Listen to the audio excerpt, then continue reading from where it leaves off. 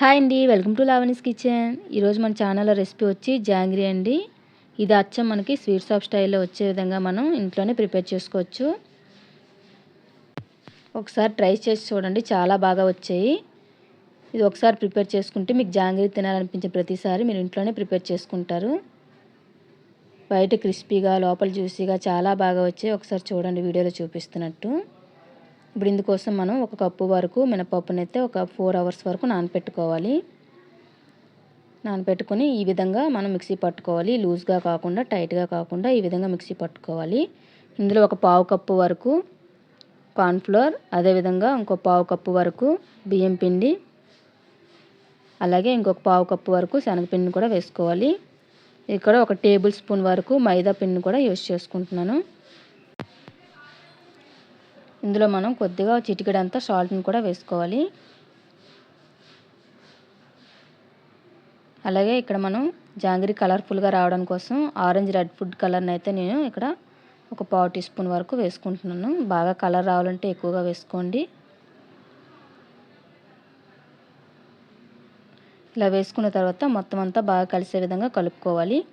ఒకసారి బాగా కలుపుకున్న తర్వాత మనం దాన్ని కన్సిస్టెన్సీ బట్టి కొద్దిగా వాటర్ని యాడ్ చేసుకుంటూ కలుపుకోవాలి. మొత్తం ఒకేసారి వేయకూడదు. ఒక పావు కప్పు వరకు వాటర్ని వేసుకొని ఇలా బీట్ చేసుకుంటూ కలుపుకోవాలి. ఇలా బీట్ చేసుకోవడం వల్ల మనకు జాంగ్రీ అనేది బాగా పొంగుతుంది. ఒక 5 మినిట్స్ వరకు ఈ విధంగా కలుపుకోవాలి.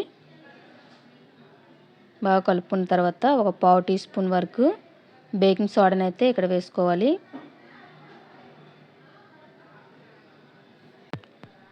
బేకింగ్ సోడాని వేసుకొని బాగా మిక్స్ అయ్యేటట్టు కలుపుకోవాలి. ఇలా బాగా కలుపుకున్న తర్వాత మూత పెట్టి పక్కన పెట్టుకోవాలి. ఇక్కడ మనకి కొంచెం చిక్కగా ఉంది కాబట్టి ఒక 2 స్పూన్ల వరకు వాటర్ని అయితే యాడ్ చేసుకుంటున్నాను. ఇక్కడ వాటర్ యాడ్ చేసుకున్న తర్వాత బాగా కలుపుకోవాలి. మనకి పిండి అనేది బాగా లూజ్గా కాకుండా టైట్గా కాకుండా ఈ విధంగా ఉండాలి.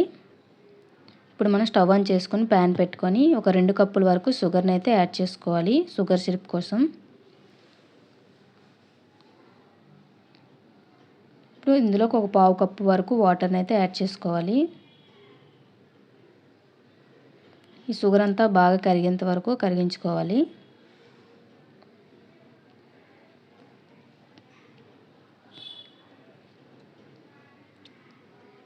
ఇలా షుగర్ అంతా బాగా కరిగిన తర్వాత మీడియం ఫ్లేమ్లో పెట్టుకొని బాగా కరిగించుకోవాలి. పాకం వచ్చే విధంగా లైట్ పాకం రావాలి. ఈలోగా మనం కలిపి పెట్టుకున్న పిండిని ఒక పాల ప్యాకెట్ తీసుకొని ఈ విధంగా మొత్తం పిండి అంతా అందులో యాడ్ చేసుకోవాలి. ఒకవైపు పెద్దగా కట్ చేసుకోవాలి, చివర్లో చిన్నగా కట్ చేసుకోవాలి మనం జాంగ్రీ వేసుకోవటానికి. దీనికి ఒక రబ్బర్ పెట్టి పక్కన పెట్టుకోవాలి. ఇలాగ షుగర్ సిరప్ అయితే రెడీ అయిందిలో చూద్దాం. ఇప్పుడు కొంచెం ఇక్కడ పాకం అయితే కొంచెం ముదిరిపోయింది మనం ఈ ప్రాసెస్ చేసుకునేలోగా. కాబట్టి ఇందులో ఒక 2 స్పూన్ల వరకు వాటర్ని అయితే యాడ్ చేసుకుంటున్నాను. ఎప్పుడైనా పాకం ఇలా ముదిరిపోయినట్టయితే మనం కొద్దిగా అయితే వాటర్ని యాడ్ చేసుకోవచ్చు. ఇలా ఒకసారి బాగా కలుపుకుంటే పాకం అనేది మళ్ళీ లైట్ అయిపోతుంది, అంటే తీగ పాకం కాకుండా మనం మామూలుగా అయితే వచ్చేస్తుంది. ఇప్పుడు వీడియోలో చూపిస్తున్నట్టు ఈ విధంగా బంకగా ఉంటే సరిపోతుంది, మరి తీగ పాకం అయితే రాకూడదు. ఇప్పుడు ఈ టైంలో మనం కొద్దిగా నిమ్మరసాన్ని అయితే వేసుకోవాలి, క్రిస్టలైజ్ అవ్వకుండా ఉంటుంది, మనకి పాకం అనేది గట్టి పడకుండా ఉంటుంది. అలాగే ఒక పావు టీ స్పూన్ వరకు యాలకుల పొడిని కూడా వేసుకోవాలి. ఒకసారి బాగా కలుపుకొని స్టవ్ ఆఫ్ చేసుకొని మూత పెట్టి పక్కన పెట్టుకోవాలి. ఈలోగా మనం డీప్ ఫ్రైకి సరిపడా ఆయిల్ని అయితే వేడి చేసుకోవాలి. ఇప్పుడు మనం జాంగ్రీలను అయితే ఈ విధంగా ప్రిపేర్ చేసుకోవాలి. ఒకసారి రెండు వైపులా రౌండ్గా చుట్టుకొని మనం ఇలాగా చిన్నగా వచ్చే విధంగా మనం జాంగ్రీలను అయితే వేసుకోవాలి. నేనైతే ఫస్ట్ టైం ఇలా ప్రిపేర్ చేయడం జాంగ్రీ డైరెక్ట్గా ఆయిల్లోనే నేను ట్రయల్ చేశాను. అస్సలు ప్రాక్టీస్ లేదు నాకు, కానీ ఈ విధంగా వచ్చింది. షేప్ ఎలా ఉన్నా సరే టేస్ట్ అయితే చాలా బాగా వచ్చిందండి. నిజంగా భయపడ్డాను, అసలు ఎలా వస్తుంది షేప్ ఏంటి, డైరెక్ట్గా పాన్ మీదే ట్రయల్ చేస్తున్నాను కదా అనేసి. పర్లేదు, మరీ అంత దారుణంగా అయితే లేవు.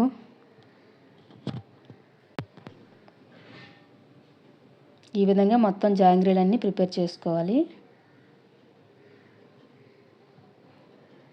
మనకి ఇప్పుడు జాంగ్రీలు ప్రిపేర్ చేస్తున్నప్పుడే వేడిగా ఉండేటప్పుడే మనం తీసి పాకంలో వేసేసుకోవాలి. పాకం కూడా గోరువెచ్చగా ఉండాలి. అలాగే ఈ జాంగ్రీ కూడా వేడిగా ఉండేటప్పుడే మనం పాకంలో వేసేసుకోవాలి. అప్పుడే మనకి పాకం అనేది జాంగ్రీకి బాగా పడుతుంది.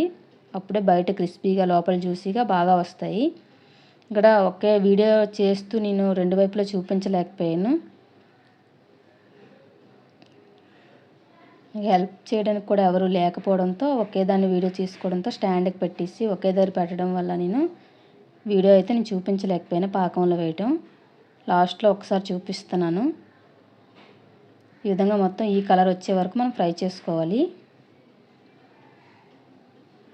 చూడండి, బబుల్ ఫామ్ అవడం ఎప్పుడైతే ఆగిపోతుందో అప్పుడే మనకి బాగా ఫ్రై అయినట్టు. ఈ విధంగా ఉండేటప్పుడు మనం తీసేసుకోవాలి. తీసుకుని వెంటనే నేను పక్కన ఉండే ప్యాన్లో పాకంలో వేసేసుకున్నాను.